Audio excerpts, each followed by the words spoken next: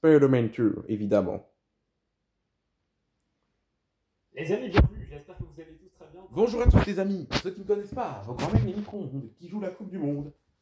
Tiens, la France quatrième classée, quatrième de son groupe. Donc voilà, l'Allemagne est dernier de son groupe. Et voilà. A, B, C, D, E, F. Vous retrouvez pour cette nouvelle vidéo le tirage au sort de l'Euro 2024. On était ensemble sur la chaîne pour le couvrir en live, c'était très cool, merci à tous ceux qui sont passés. Il a donné son verdict, il a livré son verdict. On connaît désormais les 6 groupes de cet Euro qui démarre le 14 juin, un peu plus de 6 mois, qui se termine le 14 juillet par la finale à Berlin. Et il y a pas mal de trucs à raconter. Dans le groupe A, donc, le groupe du pays hôte, l'Allemagne, c'était la Hongrie, l'équipe du chapeau 2, l'Écosse ensuite et la Suisse, Suisse en chapeau 4. C'est pas forcément un cadeau, et ce groupe il est très très homogène, assez sympa, pas évident je trouve pour l'Allemagne. On connaît aussi le match d'ouverture du coup, qui sera Allemagne-Écosse. On peut compter sur le contingent de supporters écossais pour mettre une belle ambiance. Ça c'est le chapeau A, le groupe A pardon. Groupe B, c'est le groupe de la mort. Ça partait pas comme ça parce que l'Albanie donc était l'équipe tirée du chapeau 2 derrière l'Espagne en tête de série. Mais derrière Croatie en chapeau 3, pour moi c'était la pire équipe du chapeau 3, et ensuite Italie en chapeau 4. Ah, tiré du chapeau. Ah, le groupe B. Ah bah je suis pas le seul à trouver que c'est le groupe de la mort. Une belle ambiance. Ça c'est le chapeau A, le groupe A pardon. Groupe B. Bon, on dit que l'Albanie, on dit qu'elle pourrait créer la surprise, mais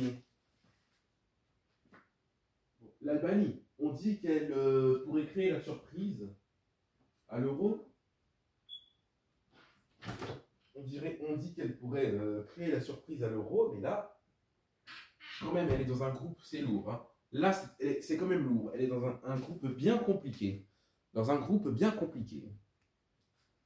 Avec l'Espagne, la Croatie et l'Italie. Aucune équipe à sous-estimer.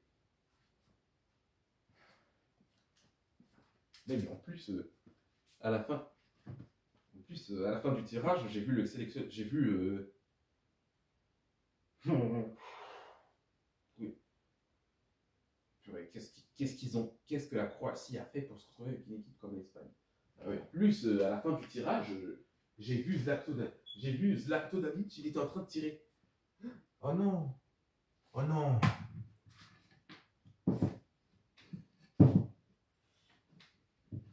Il était en train de tirer la tête. Hein. Je voyais qu'il était en train de tirer la tête. Il était comme ça.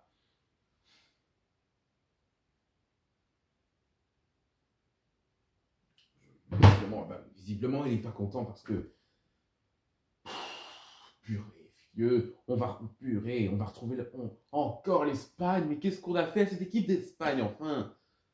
Ah bah ouais, la Croatie va encore se retrouver. Ah bah ouais, la Croatie va devoir encore se retrouver avec cette équipe d'Espagne. Mais qu'est-ce qu'ils leur ont fait? Malheureusement, c'est un peu la victime préférée de cette équipe d'Espagne. Hein. Parce que, déjà, l'Albanie, parce que déjà, les 5 dernières confrontations entre ces deux nations, les 5 dernières, la Croatie, il s'était retrouvé pour la finale de la Ligue des Nations, et c'était l'Espagne qui l'avait remporté. Victoire 3-2. C'était l'Espagne qui l'avait remporté. Victoire, c'est la Croatie qui l'a remporté. Victoire en séance de tir au but. Victoire en séance de tir au but des Espagnols. C'est quand même étonnant de voir la Croatie échouer en séance de tir au but parce que si vous connaissez bien cette équipe, vous savez qu'elle est spécialiste. C'était une surprise de les voir perdre en séance de tir au but parce que si vous connaissez bien cette équipe, vous savez bien pour gagner, vous savez bien que pour gagner à cet exercice de penalty, ils en sont des spécialistes. Ça on le sait bien.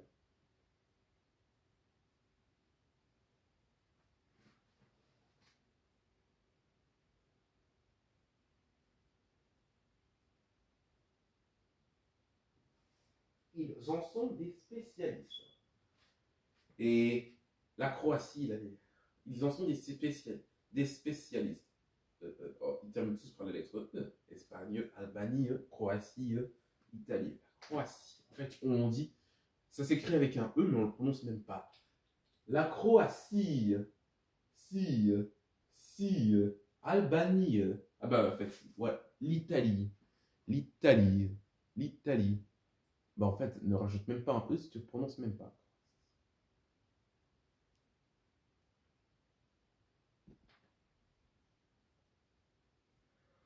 Croatie, la Croatie.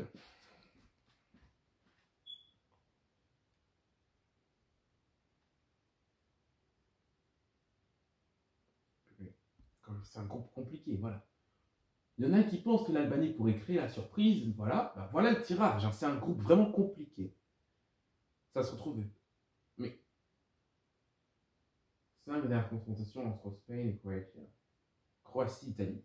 Bah, la dernière fois, bah, c'était en finale de la Ligue des Nations. Les deux équipes s'étaient quittées sur une victoire de l'Espagne. Donc l'Espagne est du coup le récent vainqueur de cette petite compétition. C'était étonnant de les faire perdre parce que d'habitude, si vous connaissez cette équipe de Croatie, vous savez bien qu'elle est spécialiste de cet exercice.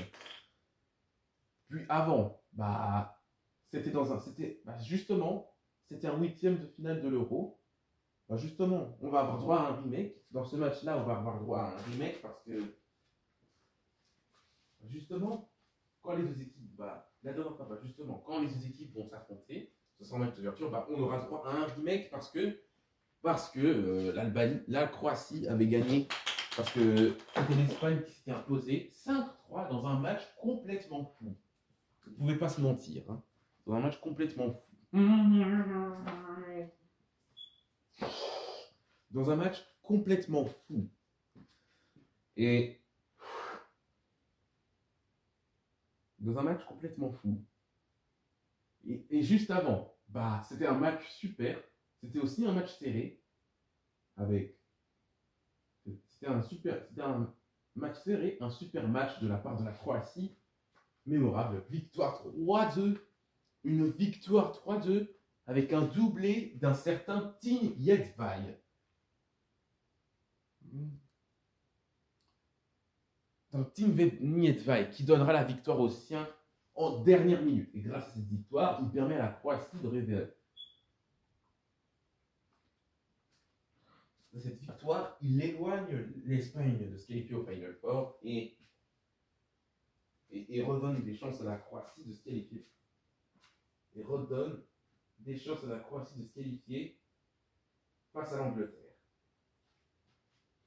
De se qualifier au prochain match face à l'Angleterre.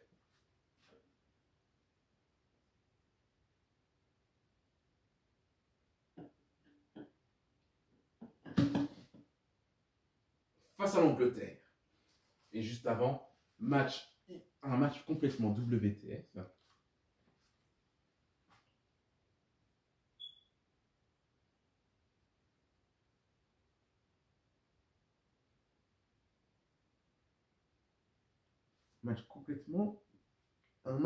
Une victoire 6-0 de l'Espagne, une défaite inexplicable de la part de la Croatie. Comment, on se pose la question, mais comment est-ce possible? Si au minimum ils s'en prennent 4 face à... Si au minimum, après déjà s'en être pris 4... Après au minimum s'en être pris 4 face à la France, là, c'est déjà la plus large défaite. On se dit, ça arrive, c'est la plus large défaite de leur histoire, mais ils s'en prennent 6. Après s'en être pris 4 face à la France, maintenant ils s'en prennent 6, ça devient la plus large défaite de l'histoire de la Croatie. Ils s'en prennent 6, là c'est grave. C'est grave. Et juste avant, bah, un super match aussi de la Croatie. Et ensuite, mais juste avant, comment est-ce possible que le finaliste en titre de la Coupe du Monde se prend ça? On se pose la question, mais comment est-ce possible? On se revoit un peu.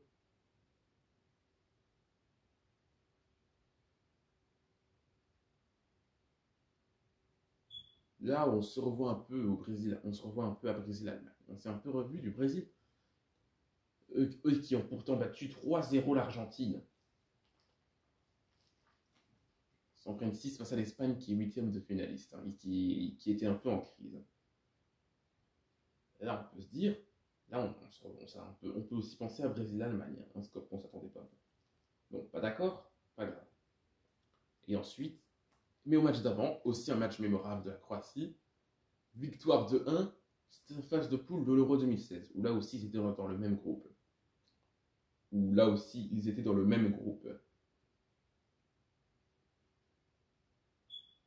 Victoire de la Croatie, avec notamment grâce à Perisic, qui avait fait un bon match.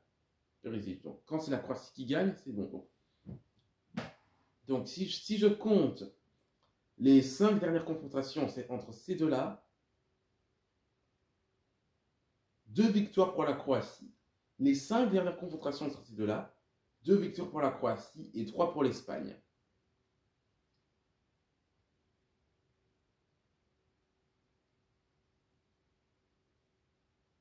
Donc maintenant, à mon avis, je comprends mieux la tête de Dalic. Je comprends mieux la tête de Dalic. Purée, on est de nouveau avec cette équipe d'Espagne. Oh non, mais qu'est-ce qu'on a fait à cette équipe d'Espagne, franchement?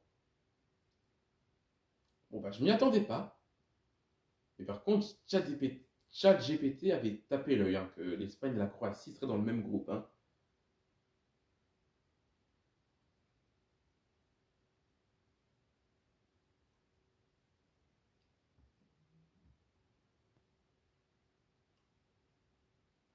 L'Espagne et l'Albanie. La Croatie ça va être chaud pour les Croates. Hein. Bon. On ne sait jamais. Imaginez, on ne s'attendait pas, voilà. Comme dans son groupe, l'Albanie avait la Pologne et la Tchéquie.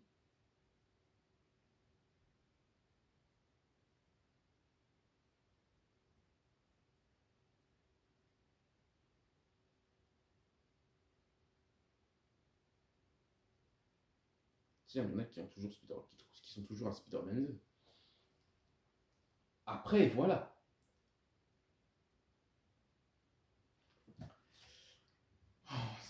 Les Croates qui doivent se dire, mais qu'est-ce qu'on a fait à cette équipe d'Espagne pour qu'elle nous crée des mauvais souvenirs?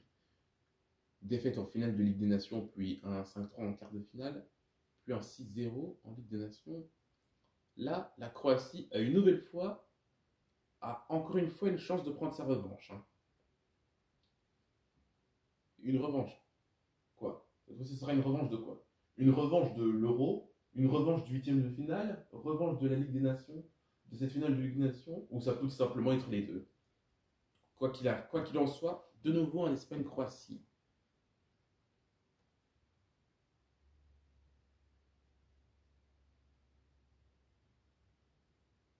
Ils sont tous les deux algériens, mais ils ne supportent pas le même club. C'est le groupe de la mort. Ça partait pas comme ça, parce que l'Albanie donc était l'équipe tirée du chapeau 2, derrière l'Espagne en tête. Ah ouais, ça partait pas comme ça.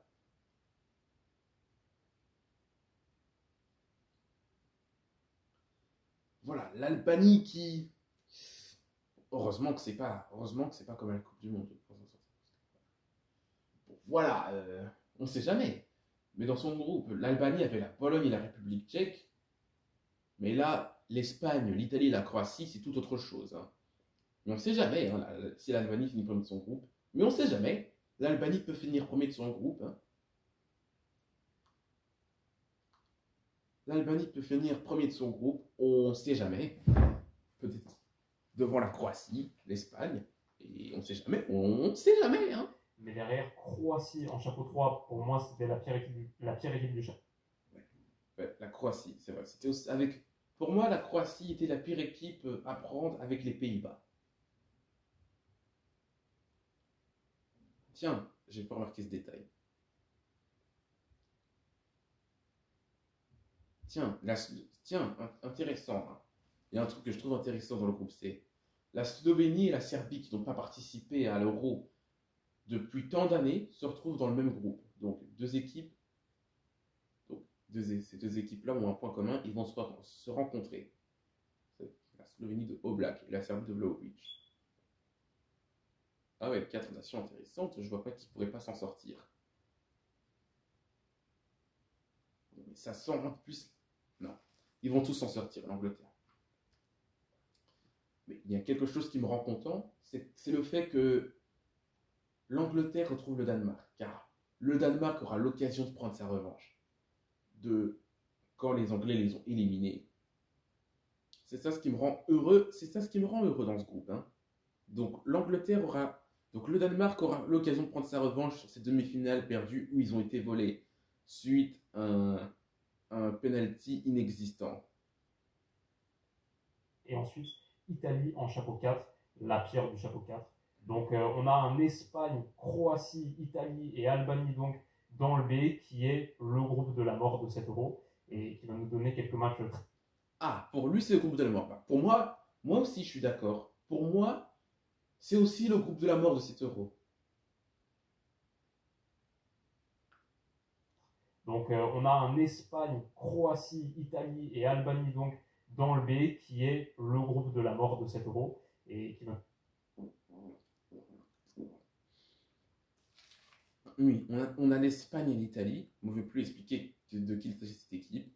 Voilà, pareil pour la Croatie. Bon, la Croatie, vu les 2 derniers résultats qu'ils ont fait en compétition, finaliste de la Nations, finaliste en Ligue des Nations et 3e en Coupe du Monde 2022, là maintenant, on ne peut plus vraiment dire que la Croatie, je suis désolé que vous soyez d'accord avec moi ou pas, je m'en fiche. Que vous soyez d'accord avec moi ou pas, je m'en fiche, mais on ne peut plus considérer la Croatie comme une petite nation. On ne peut plus la considérer comme une petite équipe ou une équipe moyenne. Voilà, parce que même si l'Allemagne, c'est plus vraiment la même. C'est plus la même depuis plusieurs années, à part l'équipe de U17, mais par contre,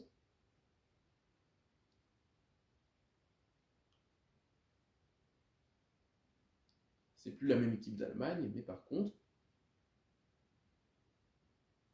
ça reste quand même une grande nation dans son statut. Quelques matchs très très sympas. Le C, c'est Angleterre, Danemark, Slovénie, Serbie. Attention à la Serbie, même si c'est un peu moins fort que ce qu'on anticipait, notamment avant la dernière Coupe du Monde. Ils ont un peu déçu et puis ils n'ont pas fait un super parcours de qualif.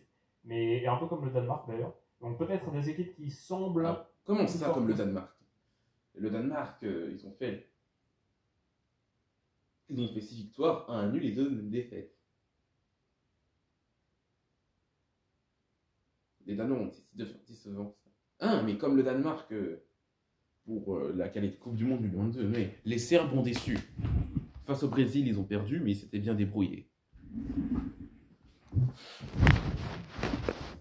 Par la suite, catastrophe. Que ce qu'elles sont pour l'instant, mais bon, on est à 6 mois du tournoi, donc il peut se passer beaucoup de choses d'ici là. Face à l'Angleterre, donc Danemark, Slovénie et Serbie, ça c'est dans le C. On va parler aussi des potentiels 8e de finale, parce qu'on connaît un peu à quoi ressemble le tableau. On parlera de tout ça pour l'équipe de France, qui a donc été tirée dans le groupe D en compagnie de l'Autriche. Pour moi, c'était une vraie équipe à éviter. Je vais en rediscuter avec vous dans quelques minutes. Vraie équipe à éviter du chapeau 2. Les Pays-Bas, chapeau 3, c'est vraiment pas de chance. Même si ça me donne un petit France-Pays-Bas, et je pense qu'ici il y aura de l'ambiance à Amsterdam. Ah oui. Mais ils ont exactement les mêmes couleurs. Donc si je tourne ma tête plutôt de ce côté-là. Voilà, comme ça. Si je tourne ma tête, le drapeau de la France devient le drapeau des Pays-Bas. Bah, l'Autriche, ça devient le Pérou. Il manque juste le symbole. Et bah, la France. Bah, si je tourne ma tête de l'autre côté, bah, le drapeau des Pays-Bas, ça devient le drapeau de la France. C'est vraiment très drôle, ça. Après. Mais bon, on les a battus en phase de qualif. Normalement, ça doit le faire. C'est quand même pas une équipe que tu as envie de tirer chapeau 3 si on est honnête. Voilà, même si, voilà, c'est bon. Ils se sont affrontés 2 fois. Ils n'ont pas envie de se retrouver. Par contre, là où ça tourne plutôt pas mal pour nous, c'est chapeau 4, où c'est une équipe il me semble que c'est le Path A, le chemin A de qualification pour les playoffs de Ligue des Nations qui jouent demi-finale 21 mars et finale 26 mars. Les matchs, c'est Pologne, Estonie et Pays de Galles, Finlande en demi-finale. Mais donc, une de ces 4 sélections, Pologne, Pays de Galles, Finlande ou Estonie, sera dans le B avec nous. Là, à première vue, si je devais donner mon ordre de favoris, je pense Pays de Galles en 1, Pologne en 2, Finlande en 3, Estonie en 4. Pays de Galles en 1, je ne juge pas son avis. Je sais pas son avis, c'est le sien, mais moi, je suis pas trop d'accord. Moi, je dirais plutôt la Pologne en 1, la Finlande en 2, le Pays de Galles en 3 et l'Estonie en 4. C'est plus probable, mais on saura ça donc fin mars. Moi, je dirais Ça, c'est plus pour la le- Pologne. Moi, je dirais plus la Pologne. Même si la Pologne a quand même été décevante, même si quand même je trouve que la Pologne a vraiment été décevante, je pense quand même qu'ils sont capables d'y aller. Je crois quand même je pense quand même qu'ils sont capables. Hein. Mais s'ils n'arrivent pas à battre l'Estonie, c'est terrifiant. Désolé. Notre groupe.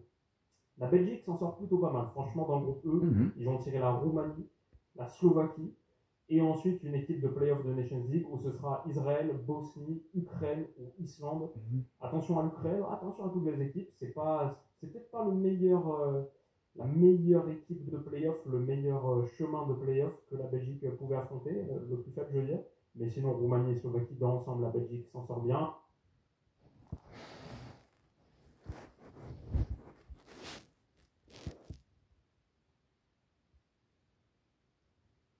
Ouais, le groupe E.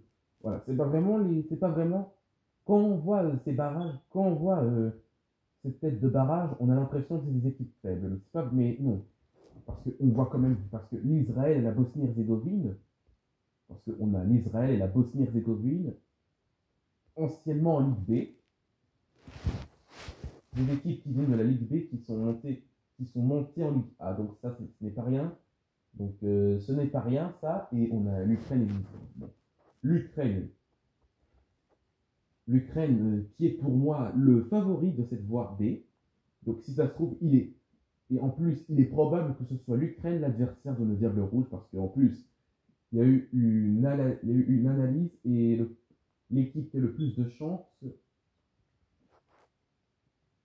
et parmi les 12 pays qui sont barragistes, l'équipe qui a le plus de chances de se qualifier, c'est l'Ukraine. Donc ça, c'est pas rien. C'est l'Ukraine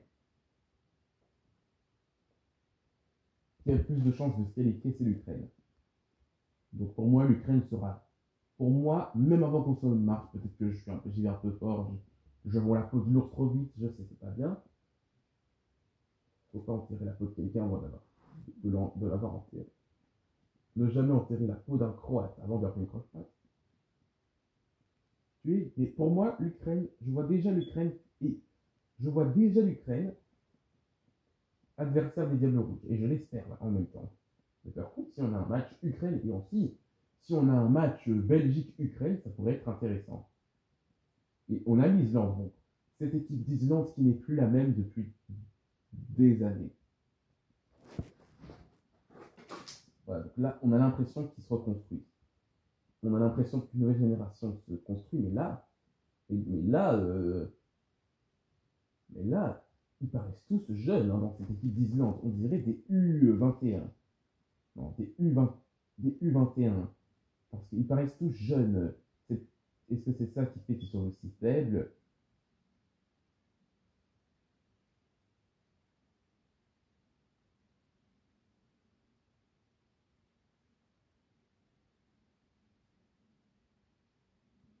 Je trouve quand même de bonnes chances cette nouvelle Belgique avec Doku, avec les Johan Bakayoko, avec cette nouvelle équipe de Tedesco. Et je pense qu'elle a de bonnes chances de finir première, potentiellement de rencontrer l'équipe de France un petit peu plus tard dans la compétition. On va en parler dans quelques secondes.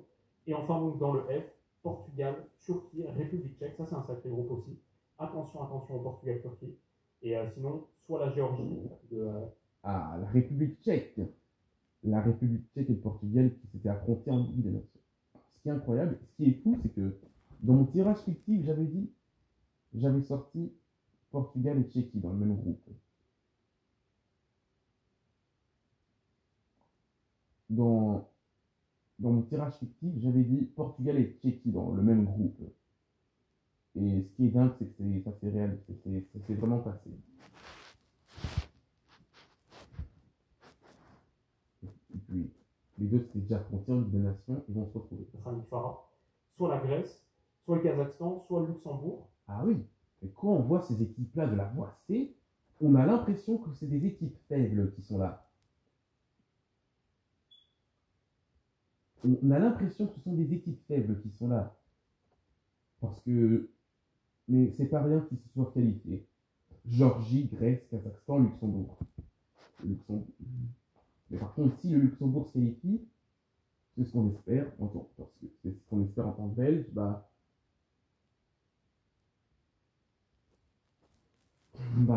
ils retrouveront le Portugal quoi qu'il arrive. Contre qui ils avaient eu affaire en campagne qualificative, ils ont été leurs victimes préférées. Donc là, c'est une mauvaise nouvelle pour Anthony Maurice. Hein. Déjà, c'est une mauvaise nouvelle pour Anthony Maurice. Ils avaient claqué 6-0 et 9-0, donc le Luxembourg va devoir faire attention. Rien d'évident parmi ces équipes-là, même si sur le papier, on dirait que le Luxembourg a fini troisième de pas grand-chose derrière Portugal et Slovaquie dans le groupe de qualif. Et ce Luxembourg-là pourrait vivre son premier tournoi international, ce qui serait assez sympa. Mais je pense la Géorgie de Kfara, de Nikotadze. Mais la Géorgie aussi, c'est une équipe intéressante. Donc, qu'ils passent les poules ou pas, ça aura au moins été ça aura au moins été historique de participer. Et la favorite de ce petit parcours, on verra ça aussi dans quelques mois. En tout cas, Portugal, Turquie et même République tchèque. Comme je disais, pour moi, ça sent bon l'Euro 2004. L'Euro portugais avec la République tchèque qui avait été assez extraordinaire en demi-finale. Ouais, ça, c'est un peu le même groupe que l'Euro 2008. Portugal, Turquie, Tchéquie. Ça sent bon l'Euro 2004. Donc, on aura un air d'un Euro du passé, c'est la classe qualifiée. Et voilà. À la fois, en même temps que le Luxembourg, j'ai aussi envie qu'il y ait la Grèce. J'avais aussi envie qu'il y ait la Grèce qui se qualifie, la Géorgie, mais malheureusement, quoi qu'il arrive, il n'y en aura qu'un seul. C'est vraiment dommage, hein, parce que si c'est moi qui devrais choisir, je serais obligé si c'est moi qui devrais choisir qui se qualifierait comme ça, là, je serais obligé de faire un choix entre le Luxembourg, la Grèce et la Géorgie. La Géorgie et la Grèce que je trouve intéressantes. Donc je devrais devoir faire un choix entre le Luxembourg, nos voisins luxembourgeois, et deux autres équipes comme la Grèce et la Géorgie que je trouve intéressantes. Donc les Pays-Bas notamment, la Turquie c'était plus Euro 2008 pour moi, ce que j'ai en tête, Coupe du Monde 2002 aussi. Mais bref, ça c'est les groupes. On va faire quelques petits pronos, je vais vous donner en gros mon 1, 2, 3, 4 de chaque groupe. Il y a quelques autres informations qu'on peut sortir ici pêle-mêle. Le calendrier des Bleus est tombé du coup. On sait qu'on commence par l'Autriche à Düsseldorf.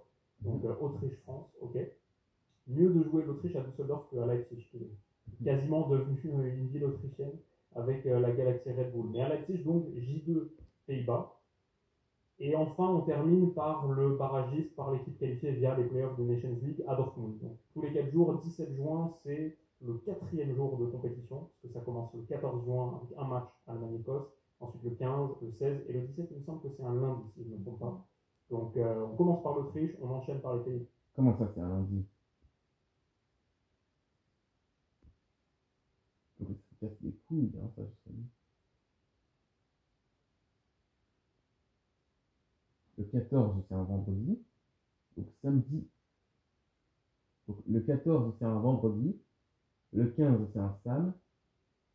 Le 16, c'est un dimanche. Et le lundi, c'est un pas. Alors, c'est chiant parce et après, l'équipe de barrage, qui sera, comme on l'a dit, soit la Pologne, soit le Pays de Galles, ou alors, un peu moins probable, mais possible aussi, Finlande, Estonie. Il y a ça. Comme on l'a dit, on connaît le match d'ouverture de l'Euro qui sera Allemagne-Écosse. Et je ne sais pas, ça doit être Berlin, mais peut-être ils le font à l'Allianz Arena, ou peut-être aussi à Dortmund. Je dirais Berlin, mais quand même, bon, j'aurais aimé. Bon, honnêtement, j'aurais aimé. Honnêtement, j'aurais quand même aimé que le match d'ouverture ce soit Allemagne-Hongrie. Car j'ai déjà imaginé ça dans ma tête et parce que ChatGPT avait déjà tapé l'œil. ChatGPT avait fait ça. Comme match d'ouverture, on nous a aussi présenté à la mascotte officielle. La voici, apparemment, ça doit dire Albert. Peut-être Bert, si on doit de référence à l'ours, l'ours, l'emblème, un des emblèmes de l'Allemagne. Voici la mascotte de l'Euro 2024. Et enfin, sur. J'ai vu ça. Ah ouais, c'est beau ça. On aura droit à un remake des demi-finales du dernier Euro, dès la phase de poule de l'Euro 2024. Avec 4 équipes qui ont joué à domicile. Espagne-Italie et Danemark-Angleterre. Sincèrement, j'ose espérer que le Danemark aura sa revanche. C'est qui est sorti comme ça. Sur ces phases de groupe, on a les deux demi-finales du dernier Euro. Espagne-Italie, qui a été un sacré match. L'Italie s'en était sortie, mais un peu ric-rac. L'Espagne aurait pu y aller franchement en finale. Et Danemark-Angleterre, où ça a fini peut-être 2-1 pour l'Angleterre à la fin. Oui. Ou alors 3-1, mais il semble que le Danemark était revenu un peu dans le match. Non, c'était 2-1. D'où c'est 3. D'où c'est 3. C'est le Danemark du dernier Euro, qui derrière est devenu un peu moins sympa. Casper que le monde est encore là. Mais voilà, en groupe, donc Espagne-Italie et Danemark-Angleterre. Un truc qui m'a. Danemark du dernier Euro, qui derrière est devenu un peu moins sympa. Casper que le monde est encore là. Mais bon, mais il semble que le Danemark était revenu un peu dans le match. Ce très très beau Danemark du dernier Euro, qui derrière est devenu un peu moins sympa. Casper. Ouais, ça c'est vrai, hein, parce que ils sont. Ça c'est vrai, ils sont un peu devenus moins sympas parce que depuis le début de la Coupe du Monde 2022, ils étaient un peu en manque d'idées. Tout ça pour se faire éliminer en poule avec un point. C'est pas possible. C'est un cauchemar. Encore là. Mais voilà, en groupe, donc Espagne-Italie et Danemark-Angleterre. Un truc qui m'intéresse, on peut se projeter vite fait sur le tableau, parce qu'on l'a. Quelle équipe pourrait rencontrer l'équipe de France en huitième de finale? Si on part du principe qu'on finit premier, ce qui est, voilà, on va plancher là-dessus, même si c'est pas du tout acquis, c'est un groupe très costaud. Franchement, moi je pense dans l'ensemble, c'est pas un très bon tirage pour l'équipe de France. Il aurait pu être plus clément. Mais donc, si on sort premier de groupe, le premier du D, ici, tombe contre le deuxième du F. Et le groupe F, c'est Portugal, République tchèque, et ensuite une équipe de play-off. À première vue, comme ça, je pense que la Turquie pourrait enfin être l'équipe surprise qu'on attend, après avoir été très décevant au dernier Euro, dans la Suisse, dans le Pays de Galles, si je me souviens bien, et l'Italie. Je crois qu'ils avaient fait 3 matchs, 3 défaites, alors qu'on les attendait, je crois que c'était ça, alors qu'on les attendait très chaud. Il pourrait y avoir là, si ça finit Portugal 1, Turquie 2, je vais dire, c'est dur avec les équipes de play-off, mais peut-être République tchèque 3 et l'équipe de play-off 4, peut-être ça c'est l'ordre logique. Bah, ça voudrait dire France-Turquie, ça pourrait dire France-Turquie en huitième de finale de l'Euro.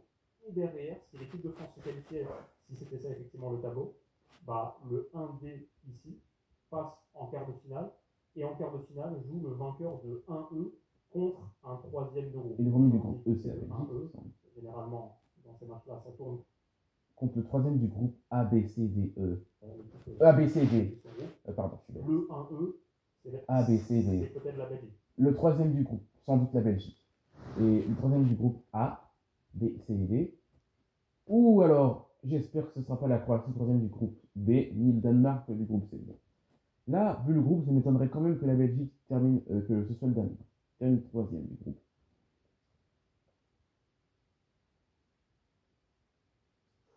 Ah ouais, c'est chaud. La Belgique qui a, je pense, de très très bonnes chances de finir première de ce groupe quand même. Belgique, Roumanie, Slovaquie, et ensuite une autre équipe. Donc, l'équipe de France, le parcours, ça pourrait être Turquie en huitième, peut-être Belgique en quart. Et s'il devait y avoir encore qualification, maintenant ça devient extrêmement hypothétique, mais juste pour montrer un petit peu la partie de tableau dans laquelle on est. Si on finit 1D, on est dans cette partie de tableau, la partie basse. Derrière les autres équipes, c'est 1C, 2A ou 2B. L'équipe qu'on pourrait rencontrer en demi-finale. 1C, c'est pas facile, il y a des chances que ce soit l'Angleterre. Mais on ne sait jamais, ça peut aussi être le Danemark. Hein. Peut-être la Suisse, la Hongrie, l'Écosse, dur à dire, mais 2B, le 2B, ça va être un mot. Le 2B, ça va être un cadeau pour arrive. Espagne, Croatie ou Italie, vraisemblablement. Attention, l'Albanie a toujours son mot à dire. Mais. Ouais, le deuxième du B, ça peut être un cadeau. Mais l'Albanie a son mot à dire, on ne sait jamais. Et voilà, donc potentiellement, Turquie en huitième, Belgique en quart, Angleterre en demi. C'est pas un tirage facile, je trouve, pour les Bleus. Et ça, c'est vraiment. Tout peut évidemment changer. En fait, l'Europe, il y a toujours les surprises. Mais je voulais qu'on fasse un petit point comme ça pour se projeter sur à quoi pourrait ressembler le tableau futur de l'équipe de France. Pour finir, sur mes pronos, qu'est-ce que ça va donner? J'en sais absolument rien. C'est très très difficile de se projeter. Mais je dirais que cette Allemagne, qui peut quand même aligner un quatuor, comme je le disais dans la dernière vidéo avec Stan, Kimmich Gundo sur la base arrière, sur le duo de cet entrejeu, et devant Wirtz Moussiala avec un Sané qui joue bien, même s'ils n'ont toujours pas leur 9, leur bombardier, leur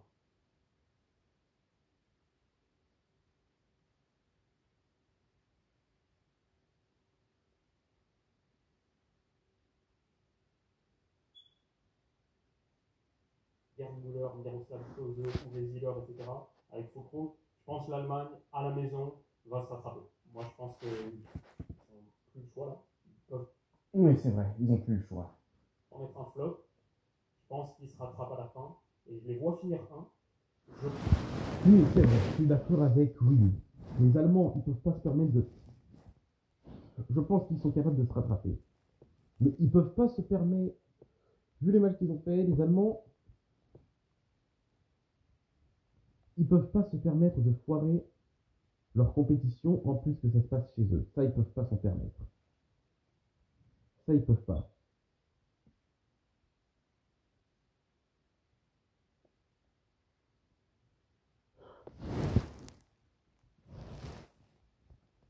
Désolé, mais les Danois, ça, ils peuvent pas. Les Danois. C'est parce que je pense aux Danois, et ben voilà.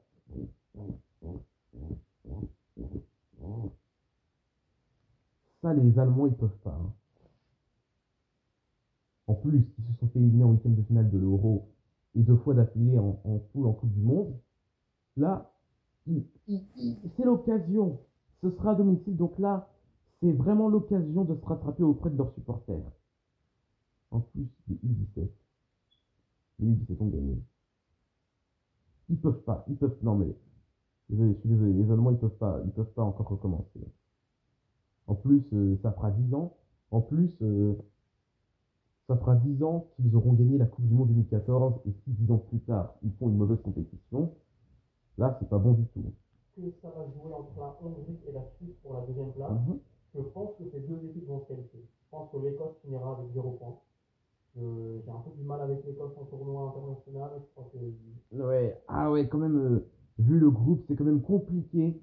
C'est quand même compliqué de voir qui va pas s'en sortir. Hein. C'est vraiment compliqué, car on a la Hongrie. On a la Hongrie qui impressionne. On a la Hongrie et l'Écosse qui impressionnent, puis la Suisse.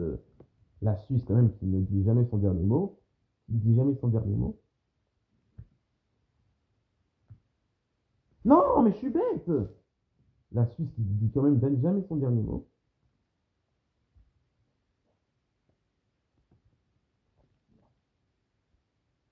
La Suisse qui dit jamais son dernier mot, je dirais.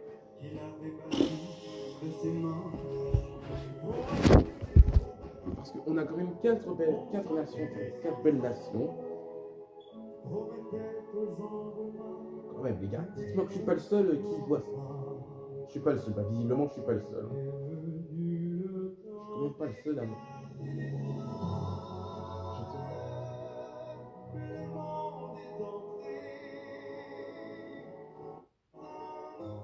Je suis quand même pas le seul, les gars. Rassurez-moi que je suis pas le seul. Pas compliqué à la maternelle. Hein.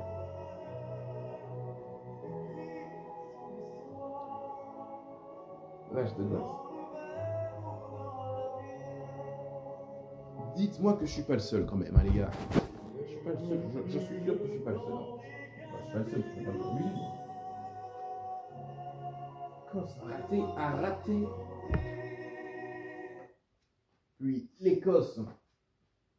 Puis l'Écosse qui a raté son Euro 2021. Là, je pense pas qu'ils vont refaire.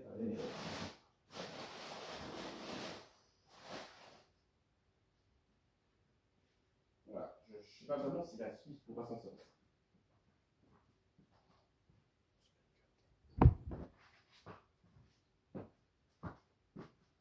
Aucune des propositions. Franchement, je sais pas vraiment. Oh, mais je suis bête. Je sais pas vraiment. Mais voilà, l'équipe qui est actuellement plus faible du groupe, c'est un peu la Suisse, hein, qui a presque fait que des matchs. Qui a presque, sous le régime de Napoléon. Avant la France, c'était un plus grand pays que ça. Hein. Ça avait les Pays-Bas, ça avait la Belgique, ça avait la Suisse. Ça avait même l'Italie. Ah ouais, la domination. Ah ouais, mais tout ce que c'est fait. Ça avait même une partie d'Espagne. Mais tous ces pays se sont révolutionnés. La Belgique est indépendante. Ah.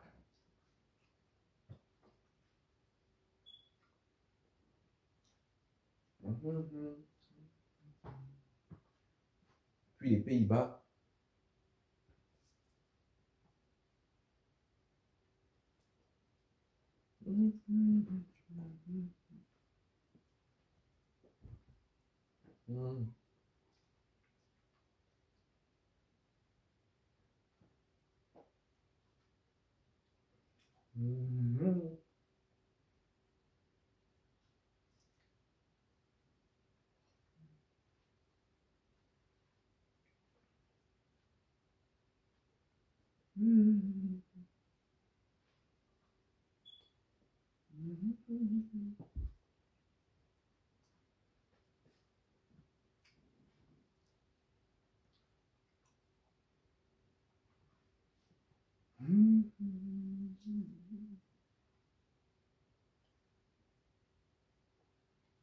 France, oral.